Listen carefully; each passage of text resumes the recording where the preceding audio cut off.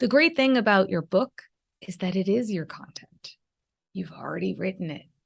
So when people work with me, I help them extract the goodness right from the book. But if you are doing this yourself, well, great. Go through your book, take a look. What are things that you always talk about that you could pull out of the book and start posting online and putting in your emails to get people to really hear what you're saying, and so you can help them. That was Melanie Herschorn. Melanie is so cool in the sense that she knows exactly what she does under the marketing umbrella. And it's funny because I have so many people who I talk to, specifically in my media mentoring program, that are like, oh, I want to do PR and I want to get exposure, but I have to do this stuff first. I have to make sure I have a good foundation, which one is not a legitimate excuse. However, if you want to use it as an excuse, that foundation is something that Melanie helps people with. She helps get their content all buttoned up. So if you pitch me to be a guest on my podcast because you want to promote your book, and I say, oh, let me check you out. And I check out your social media and I check out your website and I'm like, oh yeah, this person looks legit. That's because Melanie has helped that person look legit. That is what she does.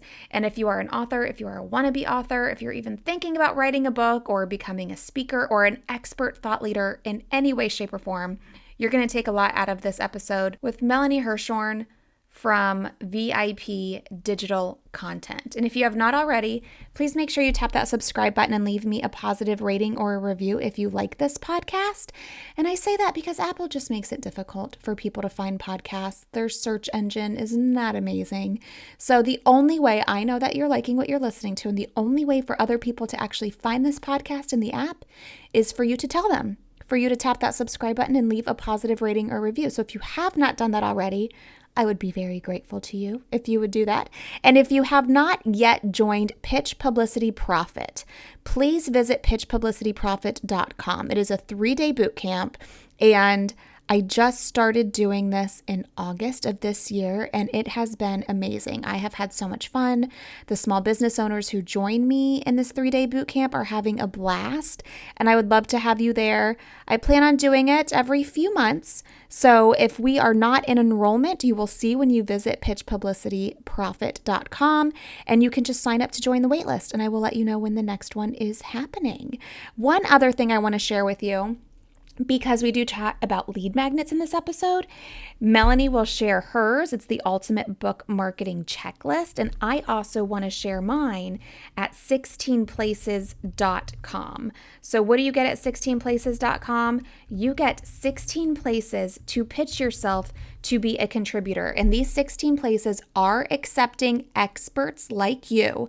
You will get the right contact information of the person to pitch, and you will get article ideas that they are looking for. These are all high quality outlets. They're not the ones that will just take any old Tom, Dick, or Harry where you sign up on their website. So just visit 16places.com to get that free download of the 16 places to pitch to be a contributor with contact information and story ideas. Okay, enough about that. Let's get to Melanie.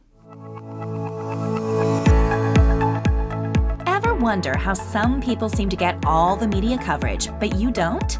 Go behind the scenes with a TV reporter, national on-air host, and news contributor who's interviewed celebrities, took you inside the Versace mansion, and even stood on a chair to interview basketball legend Alonzo Mourning. Get ready, because Become a Media Maven is the podcast where Christina Nicholson is sharing secrets from her years in front of the camera, in the editing booth, and now behind the podcast mic. Melanie, welcome to Become a Media Maven. Thank you. I'm so excited to be here. I'm happy to have you because I have a lot of authors and wannabe authors who listen, and I've done a lot about writing books and publicizing books and all of the things, and you like to say you are between the two when it comes to the book writing and the publicity. So what exactly does that mean? I know it sounds a little confusing, right? Well, the best way I say is I bridge the gap between. So, a good example would be I just finished working with a client who has written this amazing children's book, and it's going to be a series. And she said, I really need some PR. I said, yes, you do. It is time. And when she met with a publicist, they said, wow, you are the most prepared client we've ever had. And what it is I'm helping authors create their online presence. So really establishing yourself as a thought leader or an expert or a subject matter expert, whatever you want to call it, online, so that when you, as the PR expert, get somebody on the Today Show, all the Today Show viewers don't go to that person's website or their Instagram and see, last night's dinner pictures and go, who is this? What? And then forget. I love it. So do you do this by helping them create content based on their book? Well, yes, that's part of it for sure. I love that. That's so fun. I love creating content. I think that's so fun. How do people do that? Like, do you do this just for nonfiction authors? Do you do this for fiction authors? How do you create content based on your book? I feel like it's easier for nonfiction, just like publicity is easier for nonfiction writers. It is. Exactly. It is. It's easier for nonfiction. And so I'm the strategist. So people bring me on as their support, their advocate, their guide. And together, I'll read the book and pull out everything that I think is worthy of talking about. And that could be 100 content prompts. And usually it is actually. And so we are working together to find the most important talking points that they can have, that they can just keep talking about over and over and over again, so that people get to know them. Their audience, their ideal reader really gets to know them and what they're about. Because it isn't just like, hey, I have a book. It's got to be so much more. It's like, what's your mission? What's your vision? Why should people get enrolled in your vision and mission? And why should they be part of your ecosystem? So do you find that that's a big mistake that people make over and over again is, hey, look, I got a book.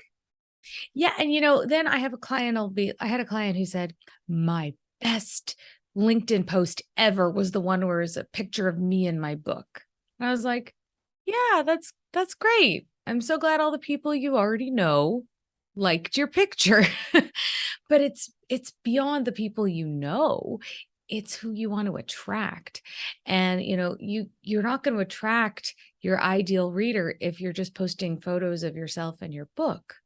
You want to post what's inside, right? It's what's inside that counts. I have a song going through my head from when I was a kid. That's all that really matters. It's what's inside that counts. That's all you really are. I love that. I tell people that when they pitch podcasts too, because I have a lot of authors pitch to be a guest on my podcast. And it's always about the book and promoting the book, and the book's out this time and yada, yada, yada. And I'm like, okay, but can you give me talking points of what's inside the book? So when people listen to my podcast, they can actually walk away and do something, like they've actually learned something, instead of that you have a freaking book. So I love that. And I understand, listen, we know you want to sell books. We get that's the goal.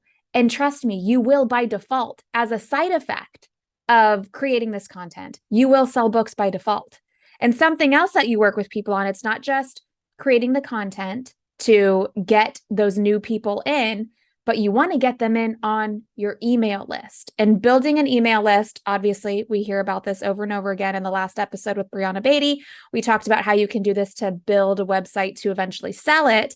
But for this purpose, it's to contact those readers and get them to buy the book. So how do you do this for authors? Well, let me even say it goes further than just buying the book. I mean, a lot of nonfiction authors, they've written a book and they want to leverage that book to fill their, programs, or to speak on stages, to get that even bigger, amplification of their authority. And so I think even just thinking, oh, I just want to sell books, that's too narrow. You have to think big. So what we do when we work with clients is help them create a lead magnet that is really going to speak to their ideal reader. And one of the biggest mistakes that authors are making, and it's not their fault, it's often that publishers are telling them to do this, but this is not what you should do. Create a lead magnet that is actually the step before your book. Don't send out the first chapter of your book. People are not excited about the first chapter of your book. If they don't know you, why would they bother downloading it and then paying more to read extra? One time a woman said to me, well, I included the table of contents too. No, thank you, lady. Pretty much, no thanks. So that's a mistake, and you can rectify that by listening to this podcast right now and knowing that you have the power to create an incredible lead magnet that's going to be the step before your book. So an example I like to give is if you are a life coach and you've written a book about, work-life balance. Yeah, right, if that exists. And your step before, so your lead magnet could be attracting a cold audience to, 5 steps to have a great, effective morning routine, for example. So you would have that as a lead magnet, and then you follow it up with those fantastic emails, and then you offer for people to buy your book because they'll go, oh, well, she was so great at giving me that morning routine, and they got a quick win from it. So they know that you know what you're talking about. And then they go, oh, and she has a whole book on work-life balance. Well, I got to get that. It's only $17.99. So the thing about a book is it's not a high ticket item, but people are not going to invest in it if they don't know who you are and a friend didn't recommend you, for example. They need to really get to know you first. And what are some of these places you're putting this lead magnet? Obviously in the content you create, but how are you getting this lead magnet out there to get people to sign up to join your email list? I mean, everywhere you go, you offer it. Anytime you speak in a summit, you offer a free gift. Anytime you come on a podcast, you offer a free gift. Oh, I could do that for your listeners right now, actually, Christina. If you want, I can offer my free gift. Where is your free gift? Let's see it in action. So my free gift for you all listening is your ultimate book marketing checklist. And that really takes you through the things that you need to know about marketing your book. And there's also some worksheets in there about how to craft the ideal lead magnet for your book. So I love it. Where can people get that? You can grab that at VIPDigital.live/checklist. And I will put that in the show notes for everybody. And that is how you do it, people. That is how you build your email list. Exactly. And when you download that freebie, you will be, it will trigger that you will be part of my welcome sequence. So you're going to learn more about me. You're going to learn about what I do, and I'm going to give you value, because my goal isn't to be like, oh, hey, you're on my list, buy this now. It's for you to get to know me, to know, like, and trust. That know, like, and trust factor is so important, considering how much noise we hear online every single day. You can cut through the noise and be authentic. You're going to be a step ahead. And when should people start doing this? In my experience now. Yeah, exactly. I was just going to say, in my experience, they wait too long. They wait until you can actually buy the book, but by then it's too late. Well, I don't want to say it's too late, because your book doesn't fall off a cliff. So it still exists and you can still promote it, but the sooner the better, because so often, people who have written a book and they don't get the, arbitrary number of book sales that they've set out for themselves, and they just give up and they let that book sit on a shelf collecting dust, just as a reminder of something that didn't work. So I have to say, you can resurrect that. You do not have to put it on a shelf. So start now. I love that. Wherever you're at, do it now. There are so many books that have been published and they don't hit the bestsellers list or get super popular until months or even years later. That's true. And it doesn't have to be on a bestsellers list to be a great book that's going to help your ideal reader. I love that. So how do you suggest people, because creating content is like a whole thing. I recently had Jessica Lawlor on, and she's a content manager, and she helps people create their content creation strategy. What do you suggest for people? Like, you're busy, you have to do all the things already. So how do you find time to create content? And then how should you do it? Do you time block? Do you only focus on certain channels? Like, do you have some best practices that could help people listening?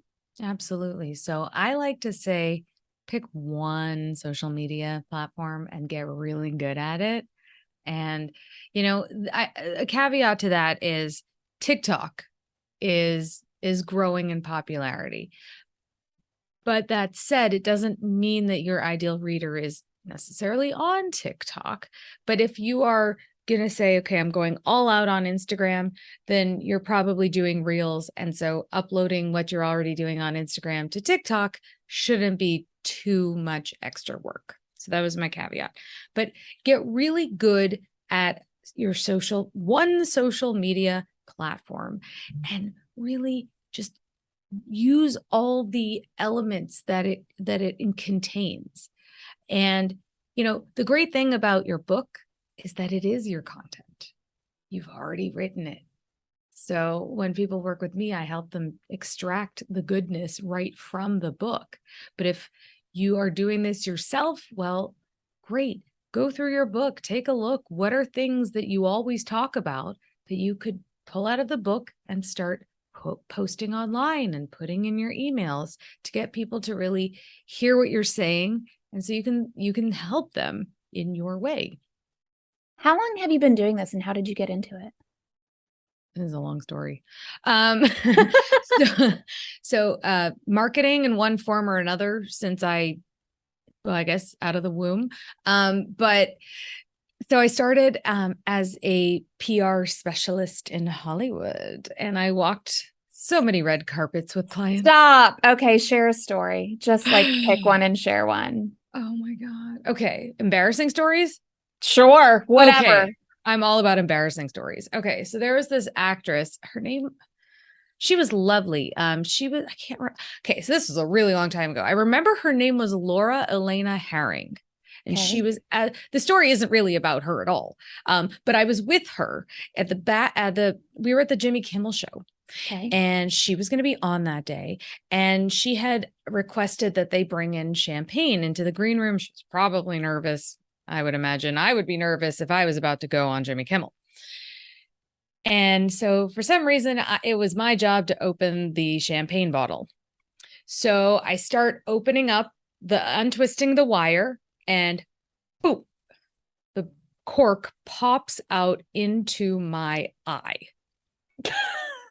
Okay. So I end up having to get the medic at Jimmy Kimmel to take a look at me. I ended up having bleeding behind my eye. I don't remember. Yeah. So that was super embarrassing. But other than that, I mean, I think she did great on the show. Oh my gosh, that's hilarious. Okay, I'm looking her up. She was in this movie called The Forbidden Dance. Yes, and Mulholland Drive, was she in that too, maybe? Is she the main character in The Forbidden Dance? Is that her? You know what? I do not know. I'll have to look that I up think too. she is. I mean, she's gorgeous and she was very talented. And like I said, that story really was about the champagne bottle opening when it shouldn't have. Oh my gosh, that's so funny. Okay, that's a good story. And then what ended my PR career was a famous redheaded comedian who told me off on my birthday twice. Why? Well, because I had set up a whole bunch of radio interviews for her when her assistant said I should. And apparently the assistant was off by a day. And instead of saying, oh, my assistant messed up, she said, well, you messed up. And so I said, all right, you want to talk to my boss? And she's like, yes, I do. And I was like, all right. And it was at that moment that I said, all right, this is it. I'm not doing this anymore. And I really had wanted to go into journalism. And so I did. I went and I got a master's in journalism at the University of Southern California about a year later. Wow. Okay. And then do you love books, and that's how you got into book marketing? Well, it's actually even more convoluted than that. I was working as a journalist. I got laid off when I was pregnant and thought, all right, what can I do now? I'm going to design and manufacture breastfeeding clothing. So I did that for about 7 years, sold my clothes on Nordstrom.com and on Amazon. No way. Boutiques. And then here's the kicker. Okay. So then I hired a social media manager to help me really, like, I want to go at the next level. Well, what ended up happening was she was very toxic and she took $25,000 of my money, and I left with some Instagram followers who were never buying my stuff, and the self-esteem of a thimble. So after that, I closed up shop and thought, all right, well, what can I do now? And that, Christina, that is when I got into marketing full time. I realized that I could support people who didn't know how to market themselves. I could be supportive and advocate for them and show them that this is not rocket science and that you can learn to do it yourself. And sometimes all it takes is having a partner. And then authors started coming to me and I thought, oh, this is perfect. Books. I always wanted to be an author. I love reading books. I love learning. Learning is my favorite. So it just worked out. And yes, that was the longest answer to your short question. Oh my gosh, but it's fascinating. It's fascinating. I feel like I should have you on again to talk about how you created clothing and sold it on Nordstrom's website. Yes, that is a whole other story. That's wild. Okay, so then how did you start? Because that's like totally like not a linear path. So how do you even start getting clients when you totally change careers like that? Well, I guess it's the same way you make friends every time you move to a new city. You figure out where the people are that are your people, and you just start showing up. And I moved from Canada. I lived in LA. Then I moved to Hershey, Pennsylvania, and now I'm in Phoenix, Arizona, and I make friends where I go. Same kind of thing. So I figured what I was doing. I joined a women's group, and I started just Googling, how do you do this? How do you do that? Where do you go from here? And so when I really niched down into working with only authors, that was a little bit scary, because putting your stake in the ground and saying, I'm not going to help everybody, I'm only helping one kind of person. It's a little bit nerve-wracking, but I announced it online, and I have been consistent with my content for years. And people come to me, oh, you do book marketing, right? And that's when you know it's working, is when my boyfriend from 6th grade sent me a message on LinkedIn that he's made a sales call for his mother because she wrote a book. That's when you know that it's working.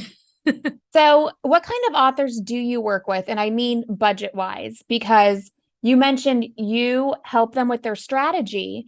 And if they're not executing their strategy on their own, then they have to pay somebody else to create the content, to post the content, and all of the stuff. So this isn't, I don't want to say it's expensive, but this is either going to cost you time or money. Well, yeah, absolutely. And I have 2 ways that I work with people. So there is one-on-one, and there's also a program that is standalone, go at your own pace. And that is a definitely budget-friendly option, because then you have modules that you follow and templates and resources, and you go at the pace that works for you. I also have accountability emails with more information, because I think accountability is so vital when it comes to your marketing, because it's so easy to get sidetracked and go, oh, I didn't post today, so I'm just not going to do it ever again. Yeah, I do the same thing. I mean, like I have my agency where we handle everything for you. Don't have the budget for that? Fine. Here's the program. Like I'll be your sidekick, your accountability. I will be that person right there going along with you as you execute. So I think that's genius. So it's either one or the other, people. You got to spend time or you got to spend money. I mean, that's just the nature of business and how you grow a business. This has been amazing, Melanie. Is there anything else you want to add that I should have asked? Oh, I love that journalistic question. Um, Always ending with that question. yeah, we were taught to do that in school. So I think that, if people are wondering, well, how do Christina and Melanie does their work go together? And the answer is yes. Mm-hmm. And the order can be, I think marketing should always come at least at the same time as PR. Because I think that if you don't have the marketing piece in there, that makes your job harder Mm-hmm. because you're trying to get excitement. And then when the lurkers lurk, they're not finding what they want. So the answer is, the question is, which is more important? The answer is both. Yeah. And it's such a good foundation. And I always tell people can't do business with you if they don't know about you. And what we do is we get you known. Like everybody always says, I hate it when people put marketing and sales together because I'm like, they're two totally different things. Like I'm not your sales team. It's marketing. Like I get you known. We lead the horse to water. You or your sales team make the horse drink the water. That's exactly right. Yeah, for sure. Okay, Melanie, this has been amazing. I'm going to link to VIPDigital.live/checklist so you can get that ultimate book marketing checklist. You can also follow Melanie on LinkedIn, Instagram, and Facebook. All of her information is in the show notes for this episode. Thank you, Melanie. You helped a lot of authors and wannabe authors out today. Yay, that's my mission. Thanks so much. Thanks for listening. Remember, you can get Melanie's ultimate book marketing checklist at VIPDigital.live/checklist. You can get all of that information, her social media handles, and everything else we talked about in the show notes for this podcast episode. Just visit becomeamediamaven.com. Any questions, comments, concerns, ideas for a future episode? Then reach out to me on social media. I am at Christina All Day. And thank you for spending time with me today, and I will see you, or you will hear me, next week on another episode of Become a Media Maven.